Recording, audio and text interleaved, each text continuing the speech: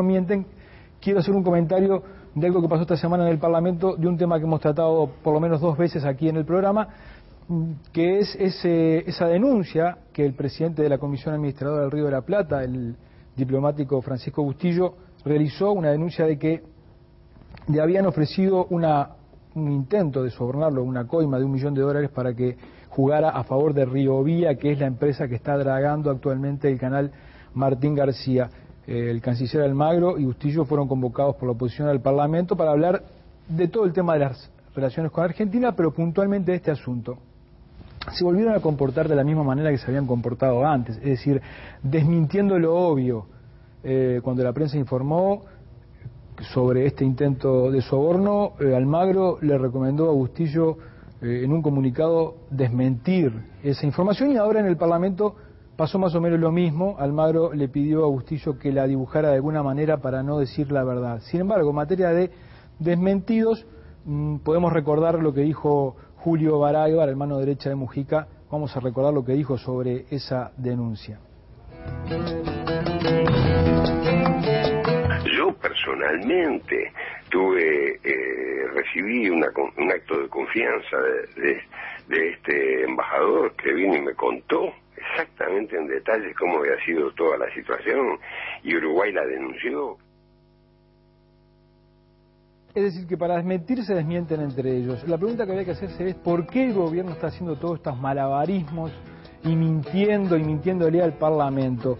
Todo parece indicar que la lectura más acertada es algo parecido a esta tapa que vamos a ver del diario El Observador de hace unos días.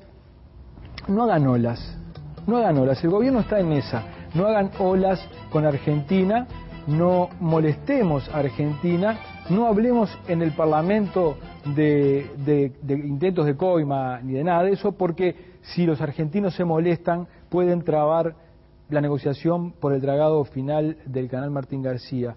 Es decir, el gobierno lo que está tratando con esto es de que los diplomáticos argentinos sean condescendientes con Uruguay. Entonces uno ya no sabe qué es peor, si la Cancillería peque de mentirosa o que peque de ingenua. Vamos a ver esto de los números no mienten y ya venimos.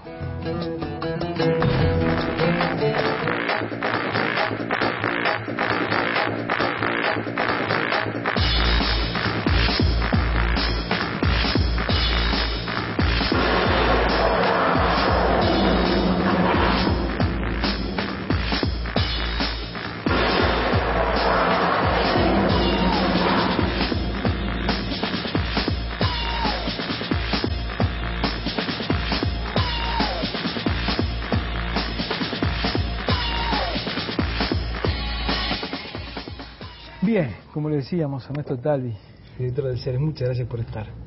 Un gustazo, Gabriel, como siempre. Quinto año, debe ser la 6ª o 7ª vez que estás con nosotros. Yo creo que un poco más. Sí, pero bueno. Esperemos seguir contando. ¿Cómo no? ¿Sabes qué? El otro día cuando le dije a un amigo periodista que ibas a estar en el programa, me dijo, Talvi siempre ve la mosca en la leche. Está todo bien, la economía vuela, pero siempre que uno escucha a Talvi está haciendo advertencias. Está hablando de lo mal que podemos llegar a estar. En la última vez que estuviste acá, estuvimos hablando sobre qué peso tenía el contexto internacional en la bonanza económica. Al equipo económico no le gusta nadita que le digan que la bonanza es producto en buena medida de lo que pasa en el mundo, porque se quiere atribuir algún galardón de lo que está pasando.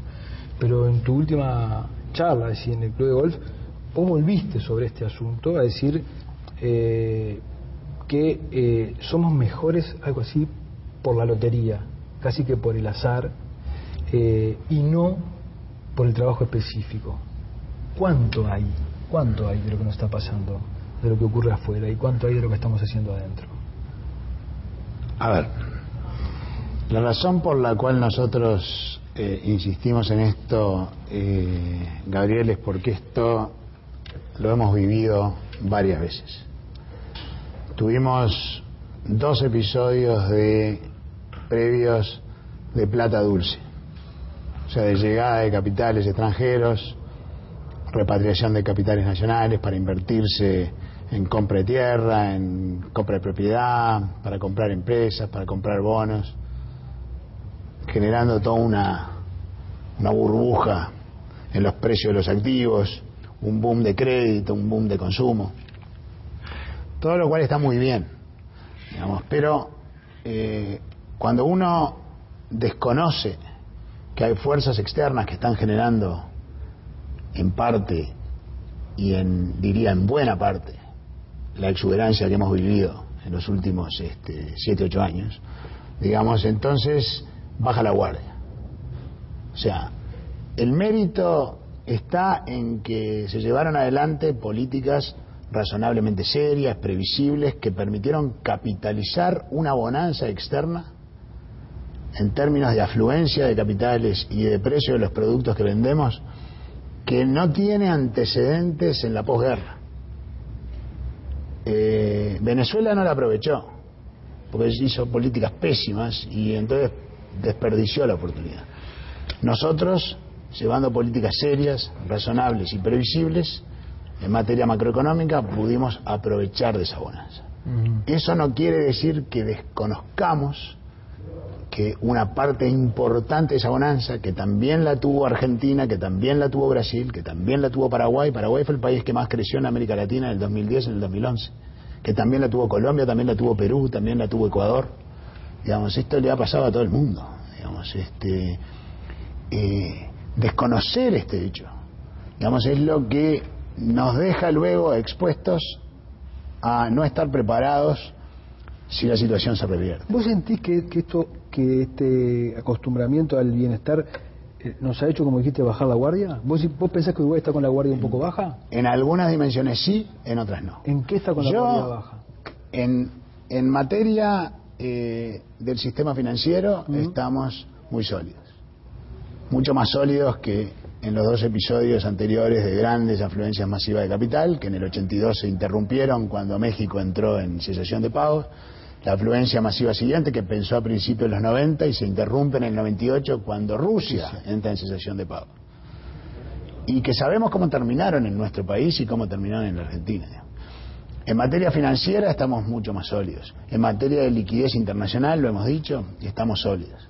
Estamos muy frágiles en materia fiscal, porque nos hemos gastado cada peso adicional de recaudación. Un tema recurrente. Pero sinceramente, yo creo que aquí habría que aprender del discurso que tuvieron los ministros del Partido Socialista Chileno durante 8 años. No le decían a la población, vamos arriba, somos unos genios, acá estamos bien porque todo es mérito propio. No, le advertían al sistema político de la población, aquí hay una parte de lo que estamos viviendo que se debe al alto precio del cobre. Hay una parte que estamos viviendo que se debe a que hay dinero barato que está entrando al país y por ende generando esta burbuja en el precio de los activos, en el crédito, en el consumo. Y por ende hay una parte de esto que tenemos que ahorrarlo o que tenemos que invertirlo en desarrollar capacidades. Ernesto, esto que vos estás diciendo, ¿puede ocurrir que un economista que hable desde la academia, digamos, ¿no?, o desde un centro de estudios, vea este fenómeno de una manera y un economista que está metido en la política, haciendo política en el Ministerio de Economía, lo pueda ver de otro? Es decir, que puede decir, muy fácil decir desde afuera que no hay que gastar, cuando ahí tenemos a los gremios de los maestros pidiendo más plata, o tenemos el tema de la vivienda sin resolver, o tenemos un país que venía muy de atrás, digamos, ¿no? Sí. Porque la pregunta que yo me hago es, ¿por qué si son tipos tan inteligentes y tan bien formados los miembros del equipo económico, por qué no actúan en consecuencia? A ver, ¿es una cuestión filosófica? No necesariamente, podría serlo, digamos, podría ser, digamos, aquí hay 2 cuestiones. Una es que no todo gasto, uno puede ahorrar gastando, y creo que el ministro de Economía a veces cuando habla de que se puede gastar, digamos, me imagino que lo que está pensando es en generar capacidades. A mí me gusta poner ejemplos para que se entiendan las cosas, digamos, o sea, la UTE, que van a hablar ahora, estoy viendo el cartel ahí, que van a presentar un poquito más tarde. ¿Qué hace cuando llueve? Embalsa el agua, quiere decir, ahorra agua. ¿Para qué? Para que cuando venga época de sequía pueda liberar el agua de los embalses y seguir generando energía hidroeléctrica, que es la forma más barata que tenemos de generar. Eso es como ahorrar en el banco, es decir, lleno mi cuenta, digamos, porque me está yendo circunstancialmente bien, por las dudas de que más adelante pueda tener un panorama un poquito más complejo. Ahora, eso no es la única forma. Digo, si UTE en una época de bonanza decide construir una central termoeléctrica, está gastando, pero está gastando en generar capacidad de generación. Está claro. En otras palabras, que si mañana no llueve, UTE tiene una central termoeléctrica con la que puede generar energía. Si una persona está circunstancialmente teniendo ingresos muy elevados y decide gastar, puede ahorrar en el banco para luego enfrentar momentos menos agraciados, o puede construirse una pieza o un apartamentito en el fondo de su casa. Eso es un gasto de inversión, y entonces si en un momento merman sus ingresos, puede alquilarla para mejorar sus ingresos. ¿Vos no ves que el gasto del gobierno esté enfocado a este tipo de... Yo lo que digo es que entonces, si no se ahorró, que no se ahorró, los 10.000 millones de dólares que aumentó la recaudación en los últimos, desde fines del 2004 hasta fines del 2011, se gastaron. Ahora, la pregunta es, ¿se gastaron no se ahorraron? Está claro que no embalsamos el agua, el agua no quedó en el embalse. Entonces la pregunta es, ¿se invirtió en generar capacidades? Es decir, si la paloma estaba volando, digamos, planeando a favor del viento, ahora que el viento empieza un poco a amainar, digamos, hemos generado la capacidad de desarrollar las alas para poder seguir volando por cuenta propia, digamos. Y yo me remito a la evidencia, digamos. El presupuesto de la ANEP, de la Administración Nacional de la Enseñanza Pública, subió 1.300 millones de dólares en los últimos 7 años, 8 años. ¿Qué resultados obtuvimos? Que en las pruebas de desempeño, en matemáticas, en comprensión lectora y en ciencias, hemos empeorado. No solo hemos empeorado relativo a la situación de hace 7 años, sino que además la fragmentación educativa, que para mí está en el trasfondo de la fragmentación social, también ha empeorado. O sea que en los contextos socioeconómicos favorables hemos mejorado y en los contextos socioeconómicos desfavorables hemos empeorado. Pero en este caso vos capaz que lo que estás hablando es de la calidad del gasto, porque vos no estás cuestionando invertir en educación. No, estoy cuestionando que no, un gobierno, cualquiera que sea, y esto creo que sería algo que nos haría bien como sociedad, debe darle cuenta, rendirle cuenta a los ciudadanos, no solo en qué gasta, sino cómo gasta. Si nos están cobrando impuestos, un gobierno tiene la obligación de responder por los resultados que genera con lo que gasta, digamos. Y si nosotros estamos gastando 1.300 millones de dólares más que salen de los bolsillos de los ciudadanos y estamos obteniendo resultados en el que empeoramos el desempeño en la enseñanza pública, yo creo que es legítimo que como sociedad nos cuestionemos qué es lo que está pasando. Digamos, ¿por qué ponemos más plata y generamos peores resultados? Digamos. Entonces, yo no estoy en desacuerdo con la idea de que ahorrar no es la única forma de usar los recursos públicos. Estoy de acuerdo con la idea implícita de que de golpe gastar en generar capacidades es también una forma de ahorro, como la piecita, como la central termoeléctrica, digamos. Pero entonces veamos si se generaron esas capacidades. Y lo cierto es que no se generaron. No se generaron. Los estudios dicen que si la cosa se complica más de lo que está complicada en Europa, ¿verdad? Sí. Y esos vientos nos golpean, como ya nos están empezando lentamente, ¿no? Sí, muy lentamente. Muy lentamente a golpear. Sumo a lo de Europa, sumo a la situación de Argentina, ¿no? ¿El país está preparado para enfrentar lo que se estima que puede ser que se venga? A ver, lo que puede ser que se venga es bipolar, es medio esquizofrénica la cosa, porque si lo de Europa se arregla de una manera razonable, es decir, que no es fácil, la situación europea es muy compleja, pero estamos llegando a las etapas finales ya del proceso, es decir, se va a dilucidar. Si lo de Europa se arregla de una manera que no cree pánico y por ende que los capitales se retraigan de invertir en cualquier lugar donde haya mínimo riesgo y se vayan a los bonos del Tesoro americanos o al oro, digamos, si eso no ocurre, podemos llegar a vivir todavía 3 o 4 años más de la bonanza que hemos tenido en los últimos 7 o 8 años. ¿Por qué? Porque en el mundo industrializado los consumidores y las empresas se quieren desendeudar. Todavía les quedan 3 o 4 años de desendeudamiento. Eso es lo que ha pasado normalmente después de la crisis. Llevan 6 o 7 años los periodos de desendeudamiento. Van 2 o 3. Les quedan varios años, digo. Y si eso ocurre, va a sobrar ese capital y esos recursos financieros y va a seguir llegando, fluyendo dinero a invertirse y generando esta bonanza que en parte estamos viviendo junto con el aumento de los productos primarios, que está relacionado en parte con esta abundancia de capital. Eso es un escenario posible.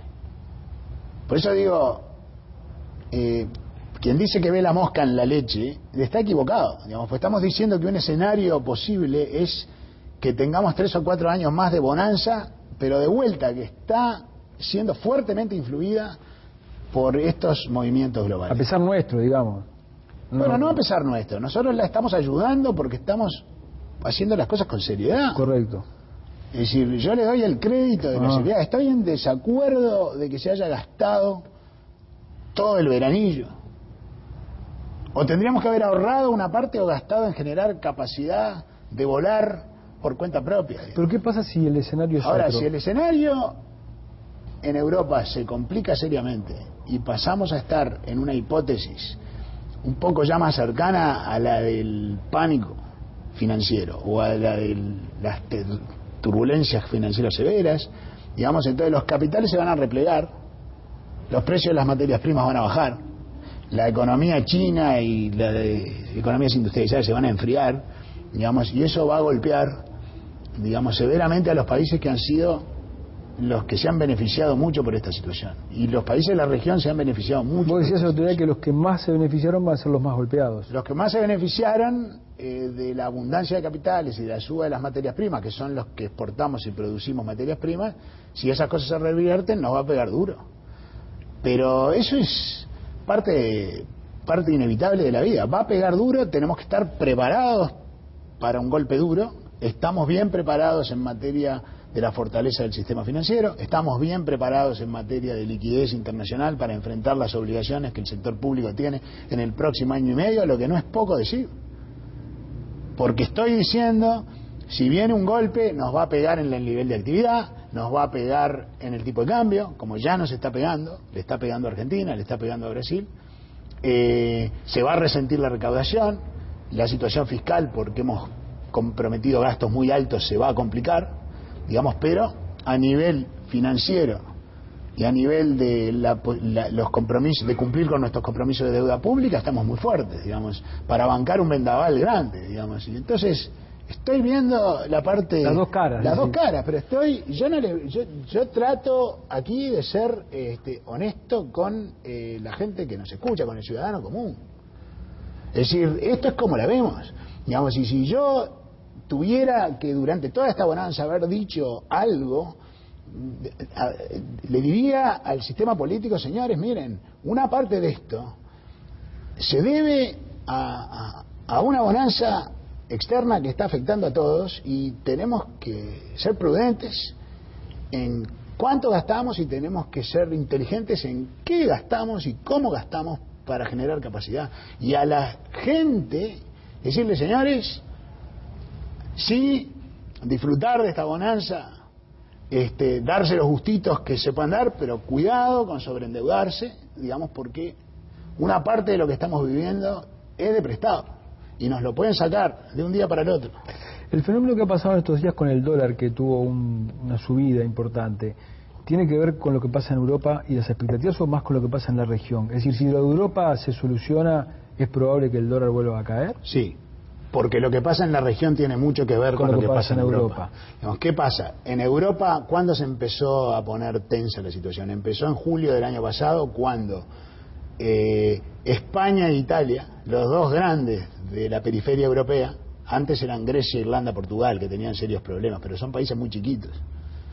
Cuando los grandes empiezan a tener problemas, ya la cosa se puso álgida, digamos. Entonces, los capitales empezaron a asustarse y empezaron a retraerse. Entonces, interesantemente, lo que se produjo es que se retraen los capitales, los precios de las materias primas empiezan a caer, las revisiones de crecimiento de las economías avanzadas se empiezan a reducir, la economía china se empieza a enfriar, y entonces eso empieza a golpear. En Brasil hemos tenido suba en el tipo de cambio, desaceleración en la actividad, deterioro fiscal. En Argentina, en Uruguay también, y en Argentina lo mismo, suba en el tipo de cambio, desaceleración en la actividad, deterioro fiscal. Ahora, y esto es muy importante, Gabriel, ¿qué hace Argentina apenas empiezan los primeros síntomas de dificultad? Responde introduciendo controles de cambio, responde poniéndole restricciones a las salidas de capital, a la repatriación de dividendos de las empresas, responde con proteccionismo, dificultando las importaciones, incluyendo las nuestras, responde votando una ley, una nueva carta orgánica para el Banco Central para que el gobierno pueda apropiarse con más facilidad de las reservas del banco, responde nacionalizando de manera inconstitucional, sin indemnización previa, Repsol y YPF. ¿Cuál es el resultado? Que le agregó a un problema externo una crisis de confianza interna, y entonces se le fugaron en 9 meses 70.000 millones de dólares y perdieron 20.000 millones de dólares de reservas. Uno ve las reservas internacionales de Uruguay y de Brasil y ni se entera que pasó algo. Lo ve en la actividad que se desaceleró, lo ve en el tipo de cambio que saltó, lo ve en la recaudación que empezó a flaquear, pero no lo ve en las reservas, porque no hubo una crisis de confianza interna. Y es ahí donde digo que el manejo serio, digamos, da sus réditos. Por eso es que yo no entiendo, escapa a mi capacidad de comprender, y quizás Fito Garcés, que va a estar después, aunque creo que no es su tema hoy, nos pueda dar una explicación, no me la pueda dar a mí, porque tengo la curiosidad, lo estoy allí mirando y casi que se lo estoy preguntando. ¿Cómo es posible que en medio de esta tormenta internacional, digamos, estemos coqueteando, poniendo en la vidriera a un equipo económico alternativo que habla de giro a la izquierda, que nadie tiene idea qué significa, cuando aquí hubo un equipo económico que ha gobernado, ha conducido a la economía? Yo tengo mis discrepancias, pero tengo que reconocer que ha conducido con seriedad, con previsibilidad, que le ha dado garantías de que las cosas se hacen con cierta profesionalidad y seriedad durante 7 años, y que le ha dado réditos al gobierno, que se esté ahora en medio de la tormenta, digamos, coqueteando, digamos, con un equipo alternativo. La política. Escapa la política. a mi capacidad de comprender, porque puede ser que sea la política. En lugar de ser la economía. Yo quiero creer que la política, aunque es un sistema de decisión complejo, finalmente termina tomando decisiones racionales y razonables, digamos, o sea, y esto no luce ni racional ni razonable. Lo que el presidente tendría que estar haciendo ahora, más que nunca, en el medio de esta gigantesca tormenta internacional, es diciendo, este equipo que da pruebas, que ha dado pruebas de seriedad, que ha dado pruebas de previsibilidad, que ha dado pruebas de ofrecer garantías y certezas, más allá de discrepancias que podamos tener, digamos, no se mueve, digamos, el capitán del barco no se cambia en el medio de la tormenta, digamos. Yo no lo entiendo, Gabriel, escapa a mi capacidad de comprender, digamos. Ernesto, te agradezco que hayas estado,